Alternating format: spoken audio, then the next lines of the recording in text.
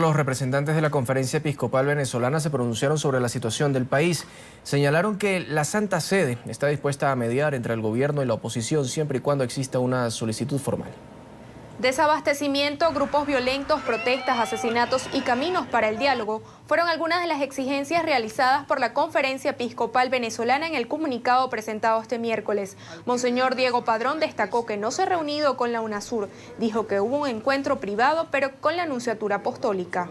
El gobierno se equivoca al querer resolver la crisis por la fuerza. La represión no es el camino. Con ella no ha podido evitar las manifestaciones de protesta, ni dar respuesta al descontento y la rebeldía de la gente. La salida de la crisis es clara. El diálogo sincero del gobierno con todos los sectores del país. Cardenal Jorge Eurosa Sabino advirtió que el único interés de la Conferencia Episcopal es llamar a una rectificación para acabar con la violencia en el país. Advirtió que no están plegados a ninguna parcialidad política. Es un llamado a todos los actores políticos y en particular al gobierno, porque es el que marca el ritmo de la vida política del país, a la necesaria rectificación de políticas y conductas que conduzcan al apaciguamiento, a la normalización de la vida social y política de Venezuela. La Conferencia Episcopal Venezolana convocó para este viernes a un ayuno en solidaridad con las familias de los jóvenes caídos en las protestas.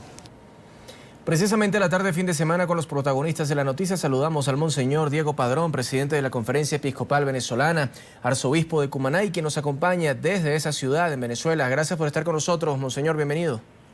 Muchas gracias, Juan Carlos, muy amable, saludo y saludo a toda la audiencia, tanto de América Latina como de América del Norte. Monseñor, ustedes mandan en este comunicado hacia el gobierno nacional a evocar o a invocar, quiero decir, el quinto mandamiento, no matarás. ¿Por qué? ¿Qué es lo que pasa en Venezuela como para llegar en un comunicado oficial de la Conferencia Episcopal a recordar que existe ese mandamiento? Lo que pasa es que efectivamente durante estos últimos 2 meses, más que en otros momentos, la característica fundamental del momento ha sido la violencia y la represión por parte del gobierno. Y eso se traduce en una gran cantidad de muertos. Realmente ya llegan a 40 los muertos en estos 2 meses, lo cual es muy significativo. Por tanto, nosotros tenemos que llamar no solamente al gobierno, sino a la oposición y a que todos los venezolanos a respetar la vida. El quinto mandamiento protege precisamente la vida. No matarás. Es una forma de defender la vida. Monseñor, ¿qué le hace falta al pueblo de Venezuela? ¿Qué le hace falta tanto al gobierno como a la oposición para entrar en diálogo, para entrar en paz, para entrar por el camino que debe ser la de una nación como es el desarrollo y no la violencia? En primer lugar, hace falta el mutuo reconocimiento. En segundo lugar, hace falta manifestar una voluntad política decidida de encontrarse para sentarse y descubrir cuáles son los puntos de coincidencia, que necesariamente los hay, tienen que haberlos, y son en beneficio no de una parcialidad política, sino en beneficio de todo el pueblo. ¿Y por qué algo que para muchos puede resultar lógico, lo normal que pueda ser un país y una sociedad en conflicto, en Venezuela no se llega a obtener esa respuesta que la mayoría de los venezolanos obviamente quieren?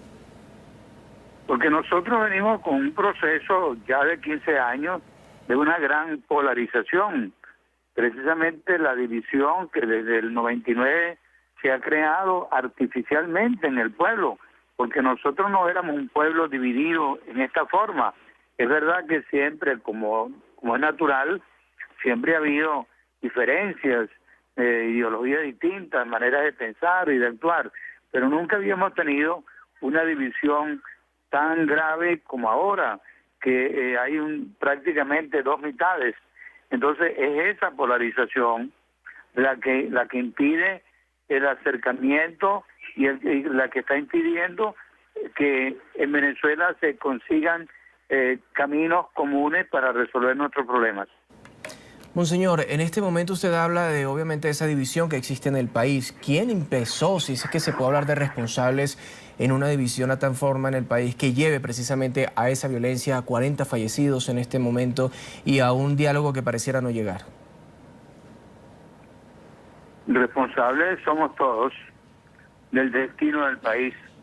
Ahora, nosotros buscamos las causas y hemos dicho que una causa o la causa fundamental, no la única, porque los fenómenos sociales y políticos no tienen una sola causa, tienen muchas, pero sin duda ninguna que causa fundamental de esta situación es la pretensión, como lo decimos en el número 2 del comunicado, es la pretensión del actual gobierno de querer imponer un sistema que es socialista marxista, que precisamente lleva a la división de clases y el enfrentamiento de clases. Y además de eso, lleva, por ejemplo, a la reducción de la libertad de expresión, como lleva también a un sistema económico que nos tiene arruinados. Aquí en Venezuela, como usted lo sabe, cuesta mucho conseguir los productos básicos, etcétera. Entonces, nosotros creemos que es el sistema de gobierno que se nos quiere imponer por la fuerza el causante fundamental de esta situación. Monseñor, ante esta denuncia que ustedes hacen, a esta reflexión que hicieron desde la Iglesia Católica y el ofrecimiento obviamente a ser una parte mediadora en todo este conflicto, ¿cree que realmente el gobierno está dispuesto a aceptarlo tomando en cuenta que ha sido bastante criticado en este comunicado? El gobierno ha manifestado que está dispuesto a buscar, a aceptar un mediador, bien sea el Vaticano, bien sea UNASUR. Todavía no ha habido ninguna decisión al respecto, pero al menos el tema ha salido y se ha manifestado públicamente. Tanto el presidente como el canciller de la República lo han dejado sentir. ¿En qué va a concluir eso? No sabemos. Pero por otra parte, la Santa Sede también ha manifestado el interés que tiene en dar su apoyo para que oposición y gobierno se encuentren. Un encuentro, Monseñor, en este momento ajustado, obviamente, a lo que puede hacer, por ejemplo, la UNASUR también, que está buscando ese diálogo, que está buscando ese acercamiento. Para la Iglesia Católica, obviamente puede resultar importante que todos los factores internacionales también participen hasta cierto punto en la crisis venezolana y busquen ese diálogo. Pero ¿cree la Iglesia Católica que es viable ese proceso de pacificación cuando hay denuncias de que esos países obedecen directamente a la línea petrolera del presidente Nicolás Maduro o del gobierno venezolano? Pero hay que aceptar y reconocer que UNASUR ya vino una vez, hace 15 días, y su papel ha sido, lo consideramos positivo. Pensamos que va a venir este próximo lunes 7, y que también va a venir en la misma línea de aconsejar, recomendar una mediación. Así que estamos esperanzados, porque lo último, que el peligro más grande sería que perdiéramos la esperanza de la posibilidad de una reconciliación. Con todas las dificultades que hay, con toda la división que hay, nosotros creemos que siempre hay un rayo de luz, siempre hay una esperanza de que las cosas puedan cambiar y de que tanto gobierno como oposición puedan ceder y buscar puntos de coincidencia. Monseñor, para finalizar, ¿cuál sería el yo confieso, por llamarlo así, de la oposición y el yo confieso del gobierno? Eso lo tienen que decir ellos. No me atrevo yo a decir qué es lo que la oposición tiene que reconocer como falla, ni el gobierno. Ellos son mayores de edad, ellos lo pueden decir.